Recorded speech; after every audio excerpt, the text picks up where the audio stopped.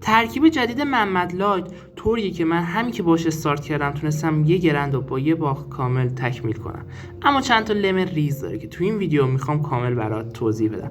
اما قبلش ممنون میشم که با یه لایک و ساب کلی به من انرژی بدید تا از این ویدیو برات بیشتر تولید کنم. خیلی مخلصیم. بریم سراغ ویدیو.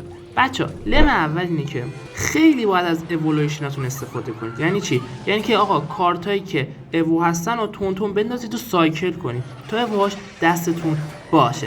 اما لم دوم اینه که بچه شما دو طرفای سنگینی بزنید. ترکیب جوریه که تو دو طرفای سنگین حریف هاچمز میشه، اصلا نمیدونه چیکار کنه، دست و پاشو گم میکنه. اما لم سوم بچه اگه حریفتون کارتای سنگین مثل آرجی، نمیدونم الکتروجاینت یا همچین کارتایی از پشت انداخت، شما همون لحظه از طرف مخالف حمله کنید. همین بچه، همین. تمرکزتون هم حفظ کنید، هلم نشید. خیلی مخلصیم. لایک کامنت بهتون نره تا ویدیو بعد. فعلا بای بای.